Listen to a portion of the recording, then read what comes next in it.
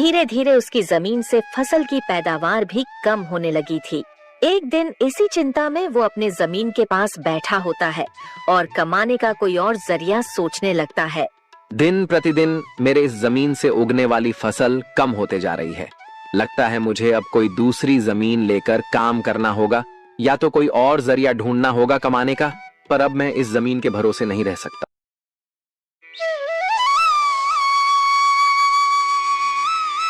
ये कहानी छगनपुर नाम के एक छोटे से गांव की है, जहां अजय नाम का एक गरीब किसान रहता था। अजय के परिवार में उसके अलावा उसकी पत्नी सीमा और एक बेटा राजू था, जिनके साथ वो बहुत खुशी खुशी रहता था। अजय के पास गांव में अपनी एक जमीन थी, जहां पर खेती कर वो अपने घर का पालन पोषण करता था। परंतु अब उसकी वो जमीन पहले की तरह उपजाऊ नहीं रही थी। धीरे धीरे उसकी जमीन से फसल की पैदावार भी कम होने लगी थी। एक दिन इसी चिंता में वो अपने जमीन के पास बैठा होता है और कमाने का कोई और जरिया सोचने लगता है। दिन प्रतिदिन मेरे इस जमीन से उगने वाली फसल कम होते जा रही है। लगता है मुझे अब कोई दूसरी जमीन लेकर काम करना होगा या तो कोई और जरिया ढूंढना होगा कमाने का, पर अब मैं इस जमीन के भरोसे नहीं रह सकता हूँ। चलो एक बार चल के सीमा से राय लेकर देखता हूँ वो क्या कहती है इस बारे में। अजय तुरंत खेत से अपने घर की तरफ चल पड़ता है। घर पहुंचकर वो सबसे पहले अपनी पत्नी सीमा को आवाज लगाता है। सीमा जरा यहाँ आना, तो तुमसे एक जरूरी बात करनी है। अजय की आवाज सुनकर सीमा वहाँ आ जाती है। बोलिए, आपने मुझे बुलाया क्या? हाँ सीमा, मुझे तुमसे एक जरूरी विषय पर बात करनी है और तुम्हारी राय जाननी है। हाँ बोलिए, क्या बात है? सीमा, तुम तो जानती हो हमारी जमीन अब पहले की तरह इतनी उपजाऊ नहीं रही है, और अगर मैं ज्यादा खाद वगैरह डालने की कोशिश करूंगा तो कहीं उसकी मिट्टी और खराब ना हो जाए। इसलिए सोच रहा हूँ कि कुछ समय के लिए उस जमीन पर खेती करना छोड़ दूं। हर साल थोड़ी थोड़ी खाद उसमें डालता रहूंगा, जिससे कुछ सालों बाद वो पहले की तरह उपजाऊ हो जाएगी। फिर उसमें खेती करना शुरू कर दूंगा। हाँ, ये ठीक रहेगा। इससे आपकी जमीन भी सही रहेगी और उसमें उगने वाली फसल भी। हाँ, पर तब तक मैं क्या करूं? क्योंकि मेरे पास दूसरी तो कोई जमीन नहीं है, तो घर का खर्च चलाने और राजू के पढ़ाई के लिए कहां से पैसे जुटा पाऊंगा? आप एक काम क्यों नहीं करते, एक बार जाकर गांव के जमींदार काका से मिल लीजिए। वो तो बहुत अच्छे और नेक दिल है, वो आपकी जरूर कोई मदद करेंगे। हाँ सीमा, ये ठीक रहेगा, क्योंकि काका अगर कोई नया काम भी करने बोलेंगे तो वो उसमें भी मेरी मदद कर देंगे।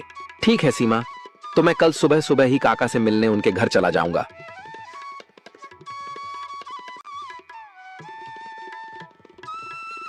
अगली सुबह अजय जमींदार से मिलने उसके घर के लिए चल पड़ता है। जमींदार के घर के बाहर पहुंचकर वो जमींदार को आवाज लगाता है। क्या आप घर पर हो? अजय की आवाज सुनकर जमींदार बाहर आता है। अरे आओ अजय बेटा, बोलो क्या हुआ, कुछ काम था क्या? हाँ काका, आपकी एक मदद चाहिए थी। हाँ बोलो ना बेटा, मैं किस प्रकार तुम्हारी मदद कर सकता हूँ? अजय फटाफट से जमींदार को अपने खेत की हालत बता देता है। तो इसमें परेशान क्या होना बेटा। काका, मेरे पास एक ही जमीन है जिस पर खेती कर मैं अपने घर का खर्च चलाता हूँ, और मैंने आज तक खेती के अलावा कोई दूसरा काम भी कभी किया नहीं। तो अब यही नहीं समझ रहा है मैं क्या करूँ। बेटा, खेती के अलावा दूसरा काम क्यों करना? तुम एक काम करो, मेरे पास गांव के बाहर एक जमीन है, तुम उस पर खेती करो। काका, पर इससे तो आपका नुकसान हो जाएगा। नहीं बेटा, कोई नुकसान नहीं होगा। इसी बहाने तुम मेरी जमीन की देख रेख भी करोगे, क्योंकि अब तो मेरी उम्र भी हो गई है और मेरा बेटा भी शहर में रहता है, तो इससे तुम्हारा भी भला हो जाएगा और मेरी भी थोड़ी जिम्मेदारी कम रहेगी। ठीक है काका, अगर ऐसी बात है तो मैं कल से ही उस खेत पर काम करने चला जाऊंगा। अजय जमींदार को धन्यवाद कहकर वहाँ से अपने घर के लिए निकल जाता है। अजय अपने घर पहुंचकर सीमा को सारी बात बता देता है। ये तो बहुत अच्छा है, यानी आपकी सारी चिंता ही खत्म हो गई। हाँ सीमा, अब मैं काका के खेत पर बहुत मेहनत करूंगा और कोशिश करूंगा कि एक दो और खेत खरीद लूं, क्योंकि भविष्य में ऐसी समस्या आए तो उसके लिए हम तैयार रहे।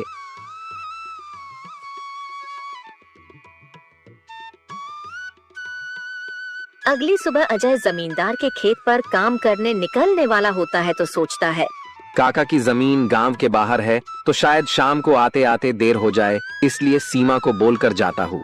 सीमा, जरा यहाँ आना तो। अजय को बुलाता सुन सीमा वहाँ आती है। बोलिए, आपने बुलाया मुझे? हाँ सीमा, सुनो, काका का खेत गांव के बाहर है, तो मुझे शाम को घर लौटने में थोड़ी देर भी हो सकती है। तो अगर मुझे देर हो जाए तो तुम और राजू खाना खाकर सो जाना। ठीक है, पर अपना ध्यान रखना। और हाँ, 1 मिनट रुकना, मैं आपके खाने का डिब्बा लेकर आती हूँ, वो लेकर ही जाना। फिर क्या था, अजय अपना खाने का डिब्बा लेकर गांव के बाहर वाली जमीन पर काम करने चल पड़ता है। चलते चलते कुछ समय बाद वो गांव के बाहर वाली जमीन पर पहुंच जाता है। चलो, अब पहुंच गया हूँ तो फटाफट से खेत पर काम करना शुरू कर देता हूँ। अजय अपनी कुदाल उठाकर खेत पर काम करना शुरू कर देता है। अजय को अभी काम करते कुछ समय हुआ ही था कि तभी पीछे से एक सांप आकर उसे काट लेता है। सांप के काटने के कुछ समय में ही अजय चक्कर खाकर वहीं गिर जाता है। यहाँ अजय सांप के काटने से बेहोश हो चुका था, पर गांव के बाहर होने के कारण उसकी खबर अब तक उसके घर वालों को नहीं चलती है। सुबह की अब रात हो जाती है और सीमा अजय का इंतजार कर रही होती है। माँ को इतने परेशान देख राजू पूछता है, क्या हुआ माँ, पिताजी अब तक क्यों नहीं आए? बेटा, तुम्हारे पिताजी आज काम करने जमींदार काका के गांव के बाहर वाली जमीन पर गए हैं और उन्होंने मुझे बोला भी था कि उन्हें आते आते देर हो जाएगी, पर अब कुछ ज्यादा ही समय हो गया है। माँ, आप क्यों फिक्र कर रही हो? पिताजी ने जब बोला था कि उन्हें आने में देर होगी तो कुछ सोच समझकर कहा होगा। एक काम कीजिए, आप जाकर सो जाइए। राजू की बात सुनकर सीमा अपने कमरे में सोने के लिए चली जाती है। अगली सुबह भी जब सीमा देखती है कि अजय अब तक घर नहीं आया है, तो परेशान होकर वो सीधा जमींदार से मिलने उसके घर की ओर चली जाती है। सीमा जमींदार के घर पहुंचकर उनसे अजय के बारे में पूछने लगती है। नमस्ते जमींदार काका। नमस्ते बेटी, बताओ कैसे आना हुआ? काका, अजय कल आपके गांव के बाहर वाले खेत में काम करने गए थे, पर अब तक घर नहीं आए हैं। क्या कहा बेटी? अजय कल गया था और अब तक घर नहीं आया? हाँ काका, उन्होंने मुझे कहा था कि खेत गांव के बाहर है, तो आते आते रात हो जाएगी, पर अब तो रात की सुबह हो गई, पर वो अब तक नहीं आए हैं। चिंता मत करो बेटी, मुझे थोड़ा समय दो, मैं अभी किसी को भेजकर पता लगाता हूँ कि अजय कहाँ है। जमींदार तुरंत अपने घर में काम करने वाले घनश्याम को अजय को देखने अपने खेत पर भेजता है। कुछ समय के बाद घनश्याम जमींदार के खेत पर पहुंच जाता है और वहां का दृश्य देखकर वो परेशान हो जाता है। ये क्या, अजय का तो पूरा शरीर नीला पड़ चुका है। मुझे लगता है इसे किसी सांप ने काटा है। मुझे तुरंत जमींदार जी को ये बात बतानी पड़ेगी। घनश्याम वहां से भागते भागते जमींदार के घर के लिए निकल जाता है। घनश्याम जैसे ही जमींदार के घर पहुंचता है, उसके कुछ कहने से पहले ही जमींदार उससे पूछने लगता है। क्या हुआ घनश्याम बेटा, तुम इतना दौड़ते हुए क्यों आए और क्या तुम्हें अजय मिला? घनश्याम जमींदार को सारी बात बता देता है जो उसने खेत में देखी थी। घनश्याम जब जमींदार को सारी बात बता रहा होता है, तभी वहाँ पास में खड़ी सीमा भी सारी बात सुन लेती है और रोने लगती है। घनश्याम, तुम सबसे पहले वैद्य जी को लेकर वहाँ पहुँचो, मैं सीमा बेटी को लेकर वहाँ आता हूँ। घनश्याम को वैद्य जी के पास भेजने के बाद जमींदार सीमा को समझाने लगता है। सीमा बेटी, पहले तो तुम रोना बंद करो और जल्दी से मेरे साथ चलो, क्योंकि तुम्हारे रोने से अजय ठीक नहीं होगा। फिर क्या था, जमींदार सीमा को लेकर अजय को देखने उसके खेत के तरफ निकल जाता है और घनश्याम वैद्य जी को लेने दूसरी तरफ निकल जाता है। जमींदार और सीमा जब वहां पहुंचे तो उन्होंने देखा अजय बेहोश हालात में खेत में गिरा था और उसका पूरा शरीर नीला पड़ चुका था। सीमा अजय के पास बैठकर रोने लगती है। तभी वहां वैद्य जी आ जाते हैं। वैद्य जी के आते ही सीमा वहां से हट जाती है और वैद्य जी अजय की हालत का जायजा लेने लगते हैं। क्या हुआ वैद्य जी, अब कैसी है अजय की हालत? देखिए जमींदार जी, मैं आपको झूठ बोलकर अंधेरे में नहीं रखना चाहता हूँ, पर अजय की हालत बहुत खराब है। वैसे तो मैंने उसे जहर को काटने वाली औषधि दे दी है, परंतु जहर अजय के अंदर कुछ ज्यादा समय तक रह गया है, जिस कारण वो प्रगाढ़ बेहोशी के हालत में चला गया है। प्रगाढ़ बेहोशी, ये क्या होता है वैद्य जी? प्रगाढ़ बेहोशी के हालत में व्यक्ति जीवित तो होता है, परंतु उसके बदन के हिस्से में हलचल नहीं होती है और ये अब कब होश में आएगा ये भी नहीं कह सकते हैं। वैद्य जी, तो अब हम क्या करें? देखिए जमींदार जी, अभी के लिए मैं कुछ दवाइयाँ दे रहा हूँ, उसे समय समय पर पानी में मिलाकर देना, बाकी तो सब ऊपर वाले के भरोसे हैं। वैद्य अजय की हालत का जायजा लेकर और दवा देकर वहाँ से चले गए। फिर कुछ गांव वाले अजय को लाकर उसको उसके घर के बिस्तर पर लिटा देते हैं। देखो सीमा बेटी, तुम बिल्कुल चिंता मत करना। तुम अजय की अच्छे से देखभाल करो, देखना वो बहुत जल्द ठीक हो जाएगा। और तुम्हें अगर किसी भी चीज की कोई भी जरूरत हो तो मुझे जरूर बता देना, और हर महीने मैं तुम्हारे लिए और राजू के लिए कुछ पैसे भेजता रहूंगा, पर तुम हिम्मत मत हारना। आपका बहुत बहुत धन्यवाद काका, आप हम लोगों की बहुत मदद कर रहे हो। जमींदार फिर वहाँ से सीमा को दिलासा देकर चले जाते हैं। जमींदार के जाने के बाद वहाँ राजू आ जाता है और अपने पिता की हालत देखकर सीमा से उसका कारण पूछने लगता है। माँ, ये पिताजी को क्या हुआ है? बेटा, तुम्हारे पिताजी को कल खेत में सांप ने काट लिया है, जिस कारण वो बेहोश हो गए हैं। माँ, तो पिताजी होश में कब आएंगे? बेटा, वैद्य जी ने कुछ दवाइयाँ दी है और उन्हें समय समय पर पिलाने कहा है। उन्होंने बोला कि उन दवाइयों से वो बहुत जल्द ठीक हो जाएंगे। पर माँ, पिताजी की ऐसी हालत है तो अब हमारे घर का खर्च कैसे चलेगा? बेटा, तुम उसकी चिंता मत करो, मैं हूँ ना, मैं सब संभाल लूंगी। नहीं माँ, आप क्या क्या करोगी? आप पिताजी का ध्यान रखोगी, आप घर संभालोगी कि घर का खर्च देखोगी? माँ, आप बस पिताजी का और घर का ध्यान रखो, मैं अब खेत पर काम करके घर का खर्च चलाऊंगा। राजू की ऐसी बातें सुन सीमा भावुक हो जाती है। नहीं बेटा, तुमको काम करने की कोई जरूरत नहीं है, मैं सब संभाल लूंगी। तुम बस अपने पढ़ाई का ध्यान रखो। तुम्हारे पिताजी का सपना है कि तुम बहुत बड़े अफसर बनो, और मैं तुम्हें वो बनाकर रहूंगी, भले उसके लिए मुझे कितनी भी मेहनत क्यों ना करनी पड़े। फिर सीमा राजू को वहाँ से पढ़ने भेज देती है। मुझे अब कुछ करना ही होगा, क्योंकि मैं अब अजय का ठीक होने का इंतजार तो नहीं कर सकती हूँ। मुझे अब खुद जाकर खेती करनी होगी, और हो सके तो कोई और काम भी देखना होगा।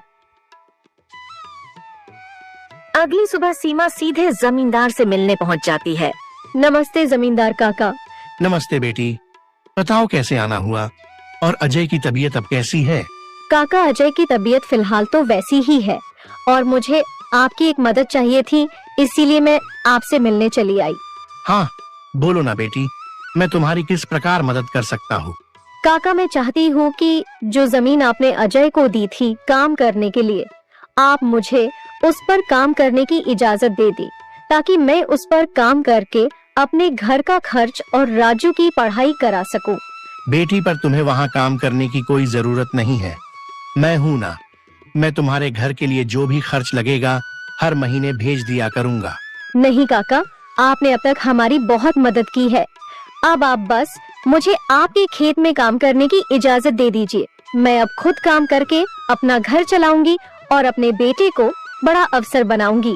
जमींदार सीमा को बहुत समझाने की कोशिश करता है, पर सीमा जमींदार की बात मानने तैयार नहीं थी।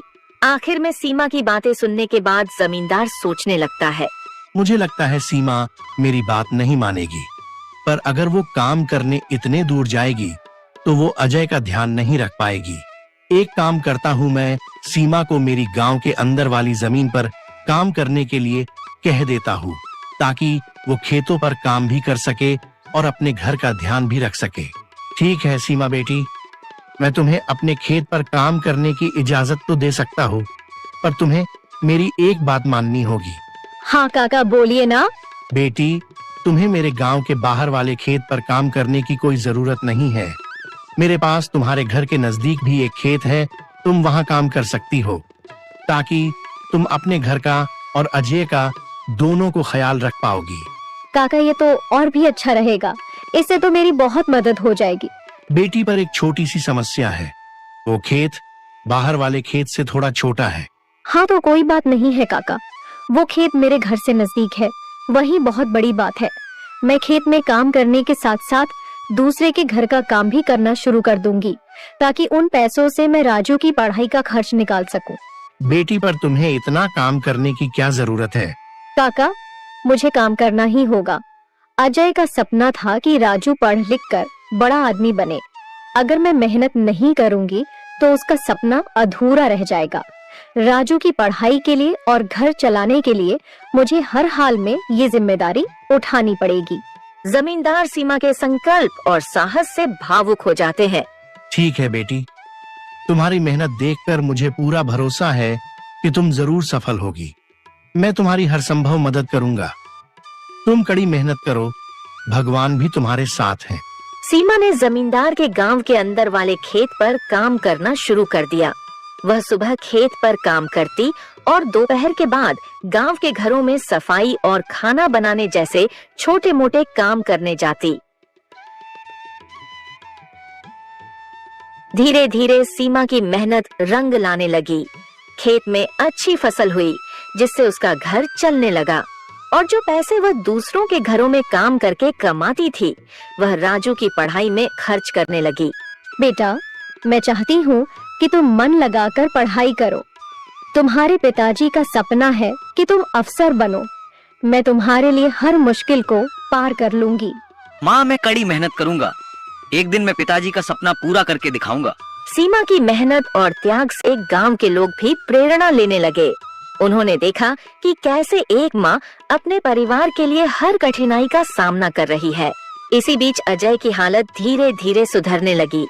वैद्य जी की दवाओं और सीमा की देखभाल ने जहर का असर कम कर दिया। एक दिन अचानक अजय को होश आ गया। अजय को होश में आते देख सीमा बहुत खुश हो गई। अजय, तुम्हें होश आ गया। भगवान ने मेरी मेहनत और दुआएं सुन ली। सीमा, मैंने तुम्हें और राजू को बहुत परेशान किया। नहीं अजय, तुम हमारी ताकत हो। जब तक तुम ठीक हो रहे थे, मैंने हर जिम्मेदारी संभाली और देखो, अब सब कुछ ठीक हो रहा है। अजय धीरे धीरे पूरी तरह ठीक हो गया। उसने सीमा की मेहनत और त्याग देखकर प्रण लिया कि अब वह उसके साथ कंधे से कंधा मिलाकर परिवार को आगे बढ़ाएगा। राजू की पढ़ाई भी सफलतापूर्वक चलती रही और कुछ सालों बाद वह एक बड़ा अफसर बन गया।